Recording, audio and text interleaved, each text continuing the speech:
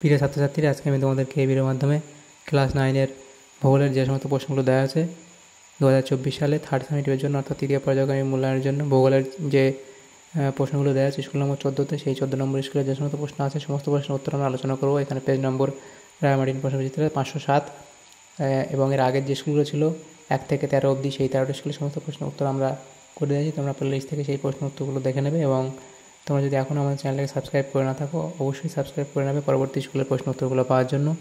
এবং এর আগের স্কুলের প্রশ্ন উত্তরগুলো অবশ্যই তোমরা প্লেলিস্ট থেকে দেখে নেবে। আজকে 14 নম্বর স্কুলে যে সমস্ত প্রশ্নগুলো আছে সেগুলো আমরা আলোচনা করব। তো 14 নম্বর স্কুলে প্রথমে দেখো বিভাগ কয়ের মধ্যে যে এমসিকিউ টাইপ প্রশ্ন দেওয়া আছে, প্রত্যেকটি স্কুলেই প্রথমে 14টা করে এমসিকিউ টাইপ প্রশ্ন দেওয়া থাকে, প্রত্যেকটা প্রশ্নমান 1। তো 1-এর দাগে বলা আছে বিকল্পগুলির থেকে সঠিক উত্তরটি নির্বাচন করে লেখো।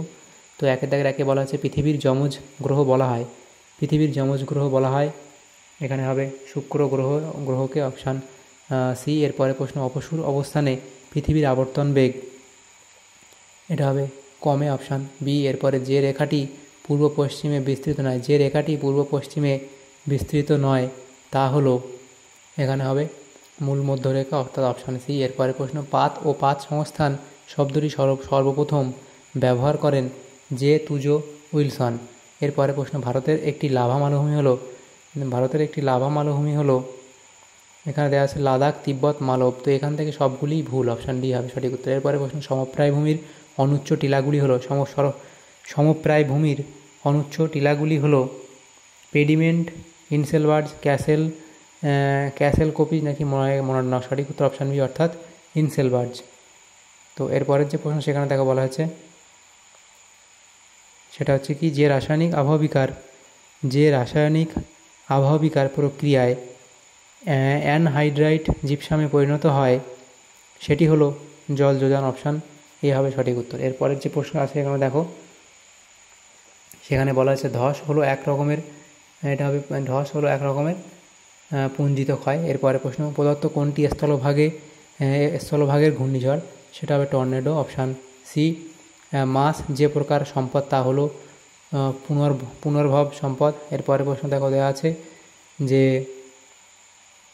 নদিয়া জেলা যে বিভাগের মধ্যে অবস্থিত সেটি হলো, এখানে হবে প্রেসিডেন্সি বিভাগ। এরপরে প্রশ্ন দেখো কি বলা আছে, প্রদত্ত কোনটি মালভূমি অঞ্চলের নদী নয়। তো এখানে তোমাদের যে প্রশ্ন অপশানগুলো দেওয়া আছে সংকোষ, কংসাবতী, শিলাবতী, হলদি। সঠিক উত্তর অপশান এ, অর্থাৎ সংকোষ। এরপরে প্রশ্ন পশ্চিমবঙ্গের আউশ ধান হলো খারিফ শস্য। আউটসোর্সিং শব্দটি যে শিল্পের সঙ্গে যুক্ত তা হলো তথ্য প্রযুক্তি, অর্থাৎ অপশান ডি। তাহলে এখানে যে এমসিকিউ টাইপ প্রশ্নগুলো ছিল সেগুলো আলোচনা করে নিলাম। এরপরের যে প্রশ্নগুলো আছে দেখো বিভাগ ক্ষয়ের মধ্যে শুদ্ধ অশুদ্ধ নির্ণয় করতে দেওয়া হয়েছে আমাদের প্রথমে। 2-এর দাগের নির্দেশ অনুসারে নিম্নলিখিত প্রশ্নগুলো উত্তর দাও। এখানে 22টা প্রশ্ন আছে, প্রত্যেকটা প্রশ্ন মানে 1 নম্বর করে, টোটাল 22 নম্বর দেওয়া হয়েছে। তো 2-এর এ বলা আছে নিম্নলিখিত বিবৃতিগুলি শুদ্ধ হলে পাশে সু এবং অশুদ্ধ হলে পাশে অলেখ যে কোনো 6টি। প্রথম প্রশ্ন, ভূপৃষ্ঠে বসে আমরা পৃথিবীকে গোল বুঝতে পারি, এটা কি ঠিক বলা আছে? এটা ভুল বলা আছে, অর্থাৎ এটা অশুদ্ধ হবে। তো এটা কী লিখবে তোমরা? লিখবে, এভাবে অশুদ্ধ। এরপরে প্রশ্ন, কলকাতার আবর্তনের বেগ লন্ডনের থেকে বেশি, এটা শুদ্ধ। এরপরের প্রশ্ন দেখো যেটা দেওয়া আছে, একটি স্থানের দ্রাঘিমা 45 ডিগ্রি পূর্ব হলে তার প্রতিবাদ স্থানের দ্রাঘিমা 45 ডিগ্রি পশ্চিম হবে, এটা শুদ্ধ, এটা ঠিক বলা হয়েছে। নেক্সট প্রশ্ন, পর্বতের একটি মাত্র শৃঙ্গ থাকে, এটা হবে ভুল, এটা অশুদ্ধ। এরপরে আছে অতি বৃষ্টিপাতের ফলে পার্বত্য অঞ্চলে ভূমিধস নামতে পারে, এটা ঠিক বলা হয়েছে, অর্থাৎ এটা শুদ্ধ হবে। এরপরে আছে অভ্র একটি অধাতব খনিজ, এটাও শুদ্ধ বলা হয়েছে, অর্থাৎ ঠিক। এরপরে ধান চাষের জন্য গড়ে 20 ডিগ্রি থেকে 30 ডিগ্রি সেন্টিগ্রেড তাপমাত্রা আদর্শ, এটাও এখানে ঠিক বলা হয়েছে, অর্থাৎ শুদ্ধ। তাহলে এখানে দেখো তোমাদের 1 নম্বরটা এবং 4 নম্বরটা অশুদ্ধ, বাকি সমস্তটাই শুদ্ধ। তো ঠিক বলেভাবে নির্ণয় করে নেবে। এরপরের যে প্রশ্ন দেখো শূন্যস্থান পূরণ করতে দেওয়া হয়েছে। বিয়ের 1-এ বলা হয়েছে বিয়ের দাগে উপযুক্ত শব্দবাচী শূন্যস্থান পূরণ করে। প্রথম প্রশ্ন, যত উপরে ওঠা যায় দিগন্ত রেখার বিস্তৃতি ক্রমশ কী হবে? কমে, এটা হবে বাড়ে। যত উপরে ওঠা যায় দিগন্ত রেখার বিস্তৃতি ক্রমশ বাড়ে। এরপরে হবে একমাত্র ড্যাশ গ্রহের আবর্তন দক্ষিণ থেকে উত্তর দিকে হয়। একমাত্র এটা হবে একমাত্র শুক্র গ্রহের আবর্তন দক্ষিণ থেকে উত্তর দিকে হয়। এরপরে প্রশ্ন, অবরোহণ প্রক্রিয়া ড্যাশ নামে পরিচিত। অবরোহণ প্রক্রিয়া নগ্নিভবন নামে পরিচিত। এরপরে প্রশ্ন, কার্স্ট অঞ্চলে রাসায়নিক আবহবিকারের ড্যাশ প্রক্রিয়া সবচেয়ে বেশি ঘটে। এটা হবে কি? ডিসলিউশন প্রক্রিয়া অর্থাৎ দ্রবীভবন বেশি ঘটে। এরপরে প্রশ্ন দেখো, বলা হচ্ছে ভারতের প্রথম জলবিদ্যুৎ কেন্দ্র স্থাপিত হয় কোন রাজ্যে? এটা হবে কর্ণাটক রাজ্যে।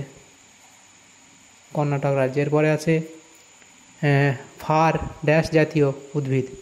এটা হবে পর্ণমোচী জাতীয় উদ্ভিদ। এরপরে প্রশ্ন, কলকাতার পরিপূরক বন্দর হলো হলদিয়া। কলকাতার পরিপূরক বন্দর হচ্ছে কি? হলদিয়া। তাহলে এখানে শূন্যস্থান পূরণগুলো এভাবে তোমরা লিখে নেবে। এরপরের যে প্রশ্নগুলো দেখো, সিয়ের দাগে বলা আছে এই এরাটোস্থেনিস কে ছিলেন? সেটা এরাটোস্থেনিস ছিলেন এক প্রাচীন গ্রিক গণিতজ্ঞ, ভূগোলবিদ এবং জ্যোতির্বিদ, যিনি প্রথম পৃথিবীর পরিধি পরিমাপ করেছিলেন এবং পৃথিবীর গোলাকারত্ব সম্পর্কে সঠিক ধারণা প্রদান করেছিলেন। নেক্সট প্রশ্ন, কোন ভূমিরূপের উচ্চতা সবচেয়ে কম? সমতল ভূমিরূপ উচ্চতা সবচেয়ে কম, অর্থাৎ সমপ্রায় ভূমি বা সমতল ভূমি বলতে পারো। তৃতীয় প্রশ্ন, বিষমসত্ত্ব শিলায় কী জাতীয় আবহবিকার ঘটে? বিষমসত্ত্ব শিলায় সাধারণত রাসায়নিক আবহবিকার ঘটে, যা শিলার বিভিন্ন অংশে ভিন্ন ভিন্ন পরিমাণে ক্ষয় ঘটায়। নালী ক্রমশ প্রশস্ত ও গভীর হয়ে যে প্রবল ক্ষয় করে তাকে কী বলে? তাকে এখানে গালি ক্ষয় বা নালী ক্ষয় তোমরা বলতে পারো। নালী ক্ষয় বলে। এরপরে প্রশ্ন দেখো, দেওয়া আছে যে দুটি সাংস্কৃতিক সম্পদের উদাহরণ দাও। সেটা দুটি সাংস্কৃতিক সম্পদ, একটা তাজমহল এবং কুতুব মিনার, লিখতে পারো। রাঢ় শব্দের অর্থ কী? রাঢ় শব্দের অর্থ হলো শুষ্ক অঞ্চল বা পাহাড়ি এবং অনুর্বর এলাকা। এরপরে প্রশ্ন, বহরমপুরের কোন শিল্প বিখ্যাত? তো বহরমপুরের সিল্ক বা রেশম শিল্প বিখ্যাত। এরপরে প্রশ্ন, আরএফ কথাটির অর্থ কী? এটা হবে রিপ্রেজেন্টেটিভ ফ্র্যাকশন, এখানে ইংলিশটা লেখা আছে, যা একটি মানচিত্রে স্কেলের অনুপাত বোঝায়।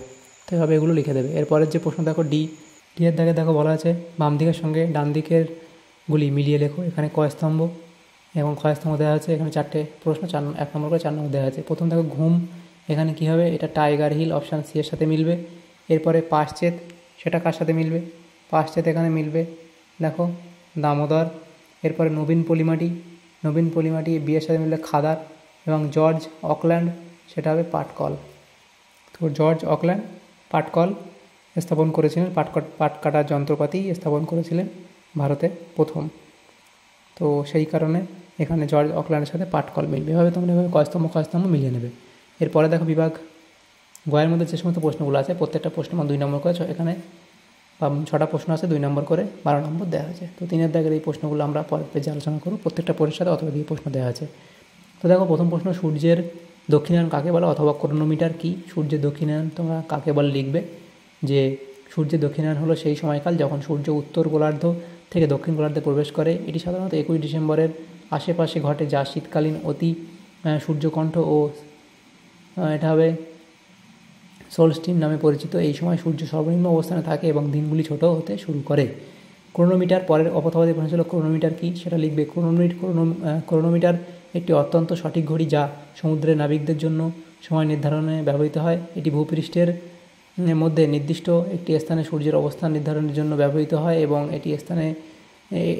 একটি স্থানে সময় ও লম্বার পরিমাপ করতে সহায়তা করে। এরপরের প্রশ্ন দেখো কী বলেছে, পর্যায়ন বলতে কী বোঝো অথবা সীবন রেখা কী? তো পর্যায়ন কাকে বলে? পর্যায়ন হলো একটি প্রক্রিয়া, যার মাধ্যমে একটি উপাদান বা পদার্থের অবস্থান পরিবর্তন ঘটে। এটি সাধারণত পদার্থের বা সংগঠনের বিভিন্ন পর্যায়ে নির্দেশ করে, যেমন কঠিন, তরল এবং গ্যাসীয় অবস্থায়। যেমন উদাহরণস্বরূপ লিখবে জলের পর্যায়ন হলো বরফ, তরল পানি বা তরল জল লিখবে, তারপরে তরল জল এবং জলবাষ্প বা জলীয় বাষ্প। জলের পর্যায়ন হবে কী হয়, বরফ হয় বা তরল জল, এবং সেখান থেকে জলীয় বাষ্প হতে পারে। শিবনরেখা কি? শিবনরেখা তোমরা এত অবধি লিখে দেবে। এরপরে প্রশ্ন, হিউমিফিকেশন বলতে কী বোঝায়? হিউমিফিকেশন হলো সেই প্রক্রিয়া যার মাধ্যমে মৃত জৈব পদার্থ যেমন গাছপালা, প্রাণী ইত্যাদি ভূতাত্ত্বিক প্রক্রিয়ার মাধ্যমে পুনর্ব্যবহৃত হয়ে মাটি বা পরিবেশের গুণগত মান বৃদ্ধি করে। এই প্রক্রিয়ার ফলে গাছপালার পাতা, ডালপালা এবং অন্যান্য জৈব পদার্থ মৃত পদার্থে পরিণত হয়ে মাটিতে ভঙ্গুর এবং পুষ্টিকর উপাদানের সমৃদ্ধি নিয়ে আসে। এটি মাটির গঠন, জল ধারণ ক্ষমতা এবং খাদ্য উৎপাদন ক্ষমতা বাড়াতে সহায়তা করে। অথবা দিয়ে প্রশ্ন ছিল বধ্যভূমি কী? বধ্যভূমি হলো সেই ভূমি বা এলাকা যা সাধারণত জলমগ্ন থাকে বা যে জায়গাটি জলবদ্ধ হয়ে পড়ে। এটি সাধারণত নিম্নচাপের কারণে ঘটে এবং সেই সাথে জলাশয়ের প্রভাবে সৃষ্টি হয়। বধ্যভূমি সাধারণত কৃষি, বাসস্থান এবং জলাভূমির জন্য ব্যবহৃত হতে পারে, তবে অতিরিক্ত জলাবদ্ধতা জমির উর্বরতা কমিয়ে দিতে পারে। এর পরের প্রশ্ন দেখো যেগুলো দেওয়া আছে, সেখানে বলা আছে মানবীয় বিপর্যয় বলতে কী বোঝো? অথবা দিয়েছিল হিমানি সম্প্রপাত কী? মানবীয় বিপর্যয় লিখবে। মানবীয় বিপর্যয় হলো যেসব বিপর্যয় যা মানুষের কর্মকাণ্ডের ফলে ঘটে এবং সাধারণত পরিবেশগত, অর্থনৈতিক, সামাজিক বা রাজনৈতিক কারণে সৃষ্টি হয়। উদাহরণস্বরূপ যুদ্ধ, দাঙ্গা, ত্রাণের অভাব এবং প্রাকৃতিক সম্পদের শোষণ দ্বারা সৃষ্ট সমস্যা মানবীয় বিপর্যয়ের অন্তর্ভুক্ত। এটি মানুষের জীবনযাত্রা ও পরিবেশের উপর গভীর প্রভাব ফেলে। হিমানি সম্প্রপাত এখানে ছিল কি? হিমানি সম্প্রপাত হলো হিমালয়ের হিমবাহগুলোর গলন বা সংকুচিত হওয়া, জলবায়ু পরিবর্তন এবং উষ্ণতার কারণে এই হিমবাহগুলি বলছে যা জলের সরবরাহ, পরিবেশ এবং স্থানীয় বাস্তুতন্ত্রে প্রভাব ফেলছে। এই প্রক্রিয়ার ফলে নদী প্রবাহ পরিবর্তিত হতে পারে এবং জলবায়ু পরিবর্তনও ঘটতে পারে। তো এগুলো এত অবধি তোমরা লিখে দেবে। এরপরে প্রশ্ন থাকবে 5 দাগে বলা, সুন্দরবনের নদীগুলিতে জোয়ার ভাটা হয় কেন? অথবা দিয়ে প্রশ্ন ছিল বন্দরের পশ্চাৎভূমি বলতে কী বোঝায়? তো সুন্দরবনের নদীগুলিতে জোয়ার ভাটা কেন হয় লিখবে। সুন্দরবনের নদীগুলিতে জোয়ার ভাটা ঘটে মূলত চাঁদ ও সূর্যের গ্র্যাভিটেশনাল পুল এর কারণে, এবং যখন চাঁদ এবং সূর্য পৃথিবীর কাছে থাকে তখন তাদের আকর্ষণীয় শক্তি জলকে অপর দিকে টানে, যা জোয়ার সৃষ্টি করে। আর যখন তারা পৃথিবী থেকে দূরে থাকে তখন জল পুনরায় নিচে নেমে আসে, যা ভাটা হিসেবে পরিচিত। সুন্দরবনের জলাভূমির ভূগোল ও নদীর অবস্থানও এই জোয়ার ভাটার প্রক্রিয়ায় গুরুত্বপূর্ণ ভূমিকা পালন করে। এবং বন্দরের পশ্চাৎভূমি কী? বন্দরের পশ্চাৎভূমি বলতে কী বলতে লিখবে। বন্দরের পশ্চাৎভূমি বলতে বন্দরের চারপাশের এলাকা বা সঠিক অবস্থান বোঝায় যা বন্দরের কার্যক্রমের সাথে যুক্ত। এটি বন্দরের জন্য অত্যাবশ্যকীয় কারণ এটি পণ্য পরিবহন, ব্যবসা এবং পরিবহনের জন্য গুরুত্বপূর্ণ। পশ্চাৎভূমি বন্দরের উন্নয়ন, নিরাপত্তা এবং অন্যান্য ব্যবসায়িক কার্যক্রমকে প্রভাবিত করে। নেক্সট প্রশ্ন কী বলা হয়েছে দেখো, ভূবৈচিত্র্য সূচক মানচিত্র কাকে বলে? অথবা দিয়েছিল স্কেল বলতে কী বোঝায়? ভূবৈচিত্র্য সূচক মানচিত্র, সেখানে লিখবে ভূবৈচিত্র্য সূচক মানচিত্র হলো এমন একটি মানচিত্র যা নির্দিষ্ট একটি অঞ্চলের ভূবৈচিত্র্য বা ভৌগোলিক বৈশিষ্ট্য এবং প্রকৃতি সম্পর্কিত তথ্য উপস্থাপন করে। এই মানচিত্রে সাধারণত ভূচরিত্র, জলবায়ু, মাটির গঠন, উদ্ভিদ এবং প্রাণী জগতের বিভিন্ন দিক চিহ্নিত করা হয়। এটি পরিবেশ, প্রাকৃতিক সম্পদ এবং তাদের ব্যবহারের জন্য খুবই গুরুত্বপূর্ণ। স্কেল কি? স্কেল লিখবে। স্কেল মানচিত্রে প্রদর্শিত সম্পর্কিত মূল্যের একটি সূচক। এটি মানচিত্রের মধ্যে স্থানীয় দূরত্ব এবং প্রকৃত দূরত্বের মধ্যে সম্পর্ক স্থাপন করে। স্কেল সাধারণত সংখ্যায় প্রকাশ করা হয়, যেমন 1:50,000, যার অর্থ মানচিত্রে 1 সেন্টিমিটার দৈর্ঘ্য প্রকৃতিতে 50,000 সেন্টিমিটার বা 500 মিটার দূরত্ব বোঝায়। এটি মানচিত্র ব্যবহারকারীদের জন্য খুবই গুরুত্বপূর্ণ, কারণ এটি তাদেরকে সঠিক দূরত্ব এবং জায়গার পরিমাণ বোঝাতে সহায়তা করে। তো এই প্রশ্ন উত্তরগুলো হয়ে গেল। 2 নম্বর প্রশ্নগুলো 6টা। এরপরের যে প্রশ্ন দেখো বিভাগ ঘয়ের মধ্যে যে সমস্ত প্রশ্নগুলো আছে, এখানে প্রত্যেকটা প্রশ্নমান এখানে 3 নম্বর করে দেওয়া আছে, 4টে প্রশ্ন উত্তর করতে বলা আছে। প্রথম দেখো 4 দাগের যে প্রশ্নগুলো আছে সেগুলো আমরা নেক্সট পেজে আলোচনা করব।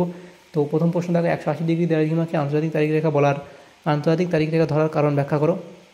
তো আন্তর্জাতিক তারিখ রেখা ধরার প্রধান যে কারণ লিখবে, এর প্রধান কারণ হলো 1 নম্বর সময়সীমা, দীর্ঘতম দৈর্ঘ্য, ভৌগোলিক ও রাজনৈতিক বিবেচনা এবং প্রাকৃতিক অবস্থান বলে এগুলো লিখবে। অথবা দিয়ে ছিল অপসূর ও অনুসূরের মধ্যে পার্থক্য কী?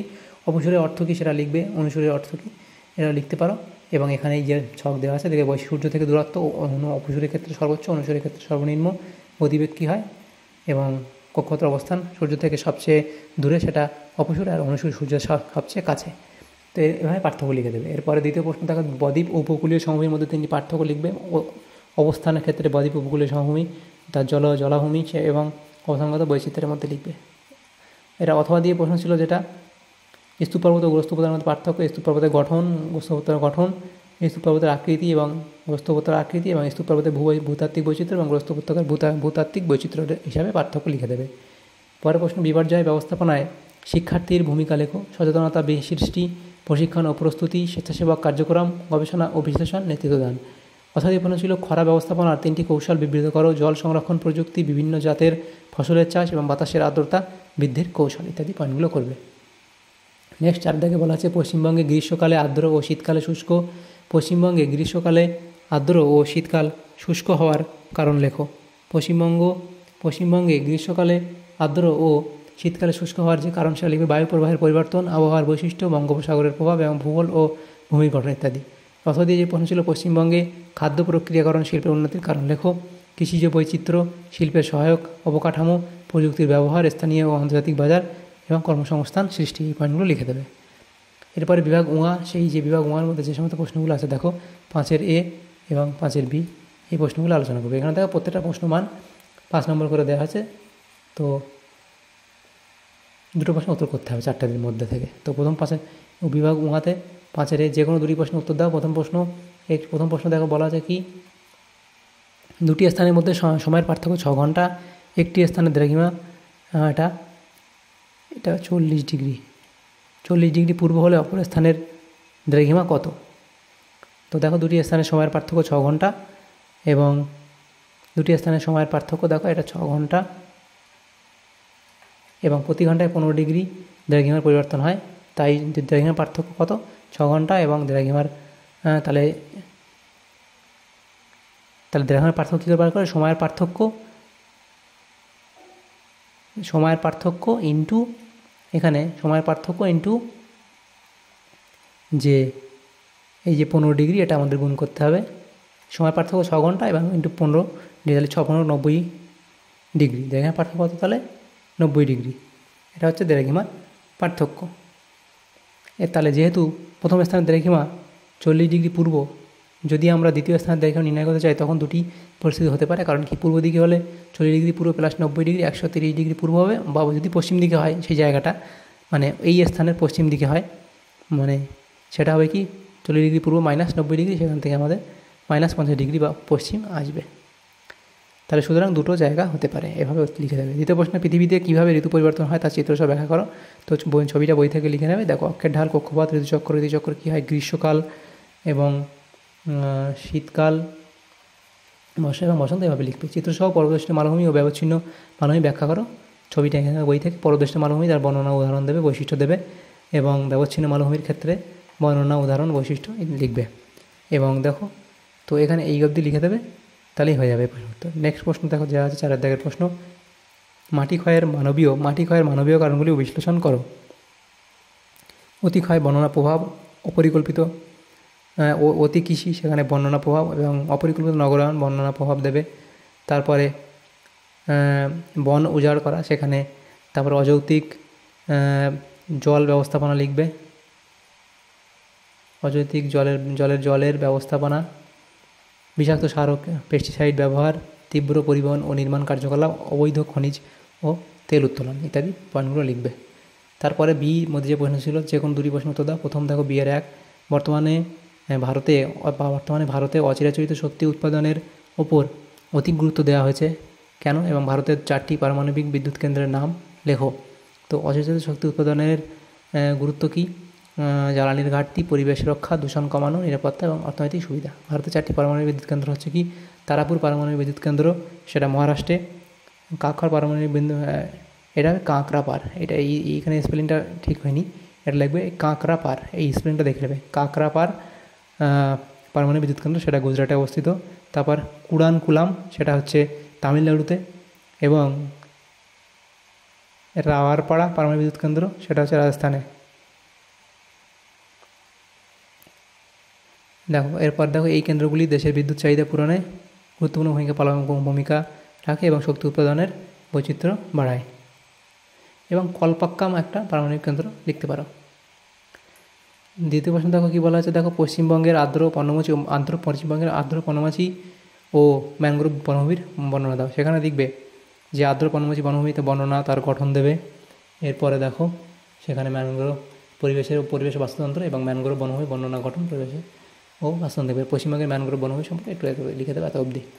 পশ্চিমবঙ্গের চা চাষের অনুকূল প্রাকৃতিক পরিবেশগুলো লেখো। আবহাওয়া, বৃষ্টিপাত, তাপমাত্রা, ভূমির গঠন, উঁচু ভূমি, মাটি, এবং এরপরে লিখবে সৌরশক্তি যেমন সূর্যের আলো কত দরকার, বায়ু, পাহাড়ি বায়ু, জলসংস্থান, নদী ও খাল, উপসংহার বলে এত অবধি লিখে দেবে। এরপরে প্রশ্ন, মানচিত্রের ব্যবহারগুলি লেখো। মানচিত্রের ব্যবহার বলে লিখবে ভূগোল এবং স্থান নির্ণয়, পরিবহন ও নেভিগেশন, প্রাকৃতিক সম্পদের শনাক্তকরণ, জনসংখ্যার তথ্য এবং বন্যা ও দুর্যোগ ব্যবস্থাপনা, পৃথিবীর চিত্রণ, শিক্ষা বা গবেষণা। আর আরএফ কাকে বলে, যে এখানে লিখবে আরএফ, এখানে লিখবে রিপ্রেজেন্টেটিভ ফ্র্যাকশন। সেখানে রিপ্রেজেন্টেটিভ ফ্র্যাকশন হলো মানচিত্র বা চিত্রের উপর বাস্তব জগতের দূরত্বের একটি অনুপাত। এটি সাধারণত অনুপাত আকারে প্রকাশ করা হয়, যেমন 1:50,000। এর অর্থ হলো মানচিত্রের প্রতি একটি ইউনিট বাস্তবে 50,000 ইউনিটের সমান। তো এইভাবে তোমাদের এই উদাহরণস্বরূপ লেখা, যদি কোনো মানচিত্রে আরএফ দেওয়া থাকে 1:50,000, তাহলে এর মান হলো মানচিত্রের প্রতি 1 সেন্টিমিটার বাস্তবে 50,000 সেন্টিমিটারের বা 500 মিটারের সমান।